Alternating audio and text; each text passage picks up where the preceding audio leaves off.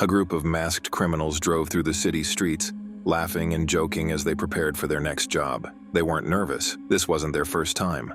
They pulled up outside a Chinese restaurant, stepping out casually before bursting through the doors. Without hesitation, they raised their weapons and fired warning shots into the ceiling. Workers ducked behind the counter while terrified customers screamed and scrambled to escape.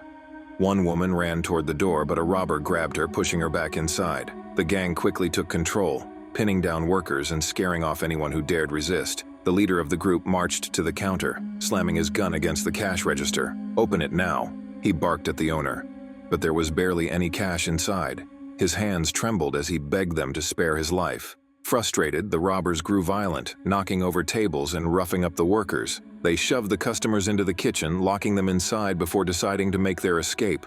Just as they were about to leave, the sound of distant sirens pierced the air. Panic set in. One of the robbers bolted out the front door in fear while the other two raced toward the building's rooftop. The police were closing in fast, forcing the criminals to take desperate measures. As they reached the rooftop's edge, one of them took a daring leap across to the next building. The second robber hesitated, his fear gripping him. The first robber urged him to jump, shouting words of encouragement. Gathering his courage, he leaped, barely making it across, but his foot slipped at the last moment. The first robber grabbed his hand, trying to pull him up, but a police bullet struck him. He collapsed, letting go of his friend. The second robber screamed as he plummeted to his death, definitely not singing "I Believe I Can Fly." Lenny Nero ripped off the squid, superconducting quantum interference device headset, his heart pounding. The fall felt too real. He cursed at the man who had given him the clip, furious that he wasn't warned about the intensity of the footage. The man smirked and insisted that Lenny should take the tape, but Lenny wasn't interested in dealing with such extreme blackjack tapes. After some haggling, he reluctantly agreed to take it for $5, then asked what else was available. Lenny wandered through the chaotic streets, where lawlessness ruled and the police struggled to keep order. The city was on edge, riots and crime spreading like wildfire. As he walked, he noticed two girls dressed in Santa outfits, laughing as they rode a float. He smirked and kept moving, talking business with an associate over the phone. At a security checkpoint, he was briefly stopped but managed to get through without trouble. Later, Lenny stopped by a seedy bar, where he bought more tapes from a group of girls. He slipped on his squid headset and watched explicit recordings, critiquing the content and advising how they could improve for future tapes. Always the businessman, Lenny even hired a Mexican guy to record an intimate session using the device, paying him up front. To keep the device hidden, Lenny placed a wig over it and explained how it worked. The squid recorded a person's experience, storing it on a tape that others could relive later. Meanwhile, in a subway station, a frantic woman was running from two aggressive cops. They were ruthless, shoving aside innocent bystanders as they hunted her down. She ducked behind pillars, her breath shaky. As the train doors began to close, she made a last-second dash and leaped inside. The cops tried to pry the doors open, then fired at the window in frustration, but she was gone. In their rage, they managed to rip off her wig, revealing the squid device hidden underneath. Their fury only grew. The woman later tried to contact Lenny, but before he could pick up, she disappeared. That night, alone in his apartment, Lenny poured himself a drink and pulled out a stack of old squid tapes. They were recordings of his ex-girlfriend, Faith. He slid one in and placed the headset on, reliving their happiest moments together. Vacations, intimate times, even ice skating. A bittersweet smile crossed his face. For a moment, he was lost in the past, in a world where she still loved him. The next morning, the news was flooded with reports of a shocking murder. A famous black rapper and activist, Jericho, had been killed by a rival gang. The city erupted in anger, the streets growing more dangerous by the hour. Lenny got dressed and headed to a bar looking for a new client to sell tapes to. As he walked in, he greeted familiar faces before spotting Keith, the man he had spoken to on the phone earlier. Lenny introduced himself, making sure Keith wasn't an undercover cop. Then he explained his business. He wasn't just selling video recordings, he was selling experiences, memories people could step into. Keith was intrigued and eager to try it. Lenny handed him a test tape, letting him sample what it felt like. Meanwhile, the woman from earlier slipped a tape into an envelope and tossed it into Lenny's car. Before Lenny could make his next deal, his old friend Max snuck up behind him, making him jump. The scare sent Keith running away. Max laughed and dragged Lenny to the bar for drinks. As they knocked back shots, they caught up on life. Max asked about Faith, but Lenny didn't want to talk about it. Then, out of nowhere, Iris, another familiar face, approached them, looking nervous. She begged Lenny to talk in private and led him to his car. Something was clearly wrong. But before she could explain, she spotted cops nearby and panicked. She ran off, leaving Lenny confused. His confusion turned to frustration when he realized his car was being towed. There was nothing he could do but watch. Angrily, he called an old friend for help. Returning to the bar, he slumped into his seat with Max and continued drinking. The TV was playing old footage of Jericho, the rapper who had just been killed. The tension in the room was heavy. Just then, another one of Lenny's old friends, Mace, walked in. A tough, no-nonsense woman, she sat beside them, quietly watching Jericho's speech on the screen. Max rambled about the future, but Mace wasn't interested. She turned to Lenny, knowing he was in trouble. She even knew why his car was towed. The news cut to an interview with Philo, a sleazy music producer, and Faith's current boyfriend. Seeing him on TV talking about Jericho's death made Lenny's blood boil. He needed to get inside Philo's club, but he couldn't do it alone. He offered Mace 25% of his profits if she helped, but she refused. She wasn't interested in his shady business. Lenny insisted. He just wanted to see Faith perform again.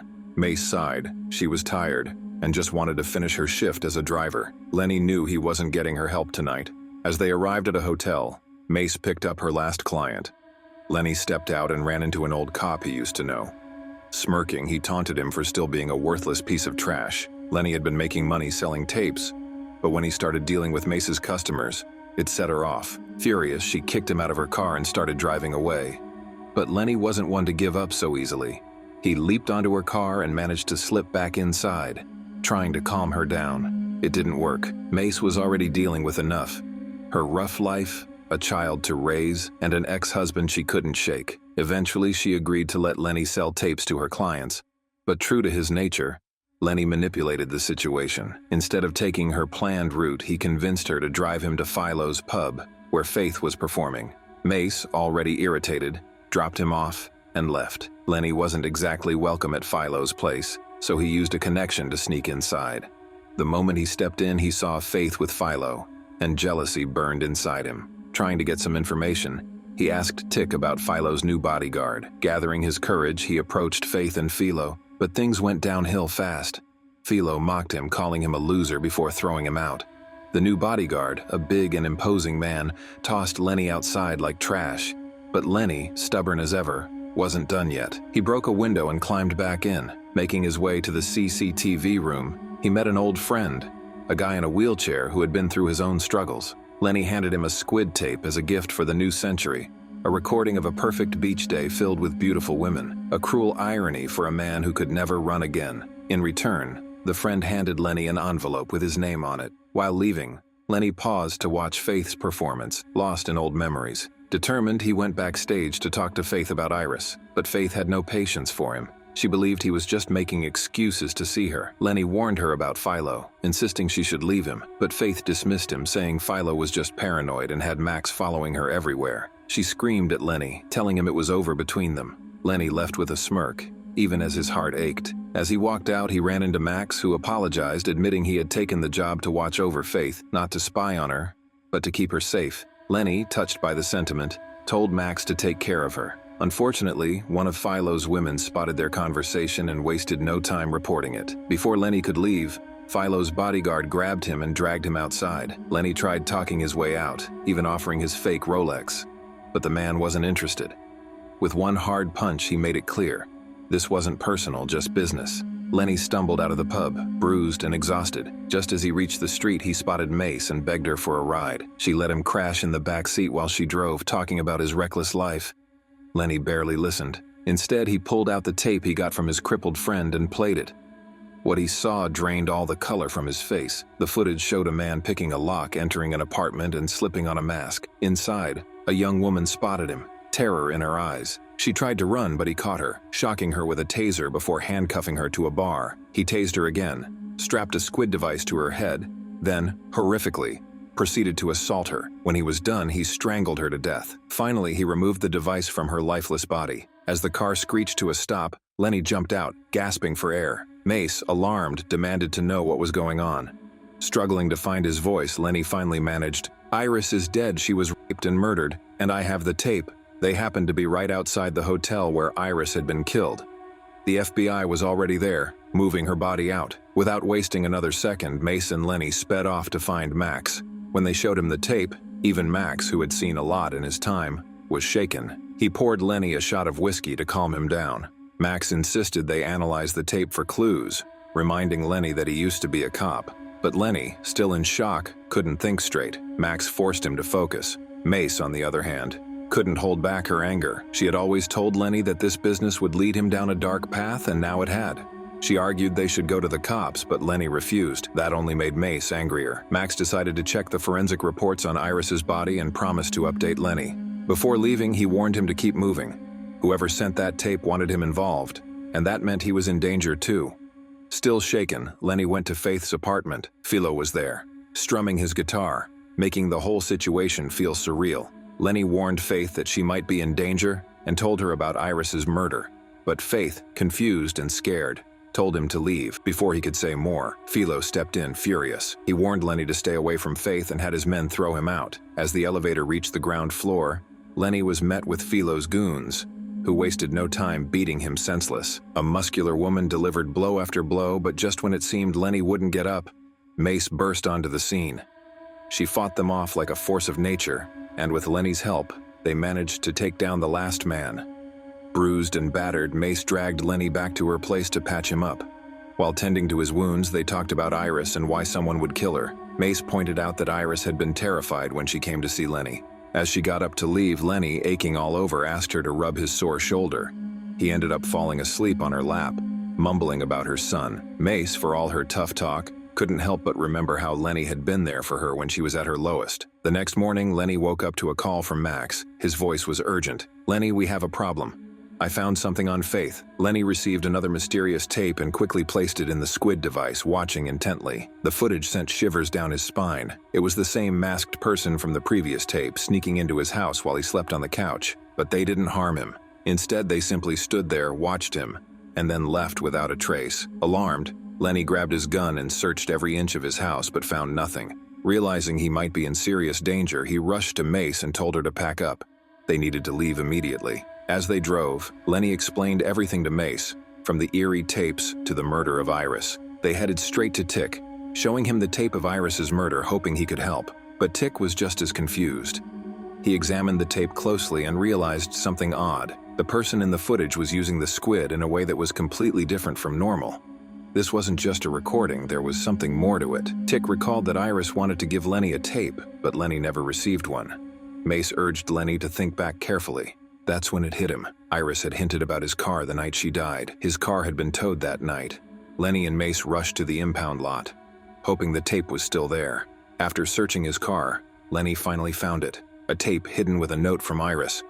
But before they could leave, the same two corrupt cops from earlier cornered them, demanding the tape. Thinking fast, Lenny placed a fake tape in the case and handed it over. Just as the cops prepared to kill them, a stray dog attacked one officer, biting his leg. The distraction gave Lenny and Mace a chance to escape. Mace quickly drew her gun and shot at the first cop, but his bulletproof vest saved him.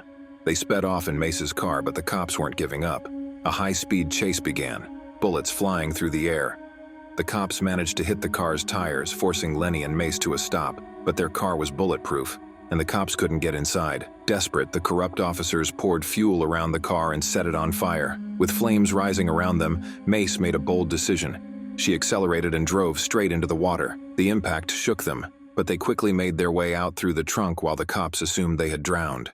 Now safe, they went to Mace's house, where she gathered her family and took them to a relative's place. In a quiet moment, Lenny finally sat down, placed the SQUID device on his head, and watched the tape. Mace, watching her kid play nearby, saw the change in Lenny's expression. He removed the device and insisted she watch it too. Reluctantly, Mace put on the SQUID device. The footage was horrifying.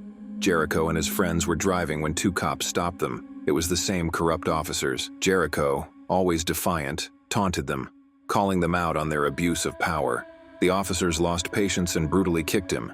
But Jericho didn't stop. He kept provoking them. In a fit of rage, they opened fire, killing Jericho and his friends on the spot. The last shot showed Iris barely escaping, running for her life. Tears streamed down Mace's face as she watched. This was undeniable proof of police corruption. They needed to act. Just then, Max called Lenny, telling him to meet at Tick's place immediately and to be careful. Arriving at Tick's van, they find him inside, but something is terribly wrong. Tick's brain is fried from excessive squid usage. He's beyond help. With no other choice, Lenny and Mace consider taking the tape straight to the media, but Max warns them. Releasing it publicly could cause nationwide chaos. It's a dangerous move. Lenny starts piecing things together. Faith, his ex, might know more about Iris's murder than she let on. And if that's true, she's in danger too. They rush to the concert hall where Faith is performing. As Faith finishes her performance, Lenny and Mace corner her backstage, demanding the truth. Faith admits she kept Lenny in the dark to protect him. She reveals that Philo, her current boyfriend, has become a dangerous squid addict, paranoid, and controlling. He was once close with Jericho, but fear consumed him. He worried Jericho would turn against him. A few nights before Jericho's murder, Philo had sent Iris and another girl to Jericho's table. The night of the shooting, Iris had tried to give Philo the tape, but instead of helping, Philo slapped her, terrified that her connection to him would destroy him. He destroyed the tape and paid Iris off, telling her to disappear. Then, he had her killed. Just then, Max arrives at Philo's place, looking for his next job, but Philo brushes him off. Lenny, Mace, and Faith try to leave the club, but Philo's men spot them and give chase. Philo himself appears and smashes a bottle over Lenny's head, knocking him down. Mace quickly intervenes, saving Lenny, but they watch helplessly as Philo's men drag Faith away. Back at Mace's place, she tends to Lenny's wounds. Max calls with critical information. Faith is locked in Philo's penthouse. He suggests trading the tape for Faith's life, but Lenny refuses. Max secretly gives them Faith's exact room number. Mace, frustrated, smashes the box of tapes against the wall and stomps on them. She gives Lenny a harsh reality check. It's time to let go of the past. But Lenny still loves Faith, and he won't abandon her. Seeing his pain, Mace sighs and agrees to go with him. The city is alive with celebrations for the new millennium. As they drive toward Philo's building, an unruly crowd swarms their car, forcing them to abandon it and move on foot. They slip through the chaos and enter the building. Lenny spots Philo's gang and an old commissioner he once knew. Lenny tries calling Max, but he doesn't answer. Something isn't right. Lenny plans to trade the tape for Faith, but Mace reminds him, it's worth more than just one life. Lenny hesitates, realizing she's right. He hands the real tape to Mace, instructing her to give it to the deputy commissioner, a man Lenny believes is still honest. Mace is skeptical. She never trusts cops, but Lenny pleads with her to trust just this once. However, when she approaches the commissioner, he kicks her out. Meanwhile, Lenny fights his way through Philo's men, knocking out a bodyguard. He searches for Faith desperately. At the same time, Mace, now on the run from the corrupt cops, fights to escape. Lenny finally reaches the room Max told him about, but when he opens the door, it's empty. Instead, a single tape sits on the table, with his name written on it. As chaos erupts outside, Lenny picks up the tape, places it in the SQUID device and presses play. It's about Faith. Faith knew the person who was cuffing her hands and blindfolding her. She recognized the touch, but before she could react, he pulled off her pants and forced himself on her, tightening a belt around her neck. Meanwhile, Lenny, unable to bear what he was witnessing through the squid device, yanked it off. Gasping for air, he looked around and found Philo's lifeless body hidden under a blanket, his brain fried. Determined to find out who was responsible, Lenny put the device back on, scanning for clues. Then it became clear. It was Max. After he was done, Max didn't kill Faith. Instead, Philo suddenly entered the room. Without hesitation, Max strapped the squid device onto Philo and fried his brain, just like he had done to Tick. When Lenny snapped back to reality, he saw Max standing in front of him, aiming a gun. Max took Lenny's weapon and without a second thought, shot Philo's corpse, trying to frame Lenny for the murder. He had already killed Iris too. As Faith arrived, she acted differently, flirting with Max, playing along. She kissed him, all while Max kept his gun pointed at Lenny. Just as Max was about to pull the trigger, Faith created a distraction. Lenny lunged at Max, but Max was stronger, overpowering him. Faith quickly stepped in to help. During the struggle, Max reached for the gun, but Lenny tackled him to the ground. Desperate, Max grabbed a knife and stabbed Lenny in the back before slamming him against the balcony railing. With one final push, Max tried to send Lenny over the edge, but Lenny turned the tables, shoving Max instead. Max dangled from Lenny's tie, holding on for dear life. In pain, Lenny reached for the knife stuck in his back, pulled it out and cut the tie. Max plummeted to his death. Meanwhile, chaos erupted outside. The police started firing at the crowd, hitting multiple people while shooting at Mace. But Mace was ready. She ambushed one officer, knocking him down with her baton. Another cop tried to shoot, but she took him out with a taser, then handcuffed them both to a bar. Just then, the task force stormed in, arresting Mace and viciously beating her. The crowd, furious at the brutality, fought back, attacking the cops. The deputy commissioner arrived, saw the corruption firsthand, and ordered the arrest of the dirty officers for murder. He also demanded medics for Mace. One of the disgraced cops shot himself in the head. The second corrupt officer picked up the gun, aiming at Lenny, but before he could fire, other cops shot him dead. Faith was taken into police custody while Lenny and Mace were treated by medics. As the world celebrated the start of a new century, after all the chaos and pain, Mace let go of the past, and in the middle of the celebrations, she kissed Lenny. And to kiss another great movie recap, click on the recommendations on the right next. Subscribe, drop a like and comment if you enjoyed this recap. And now, as always, grab your popcorn, enjoy yourself, and see you soon, my friend.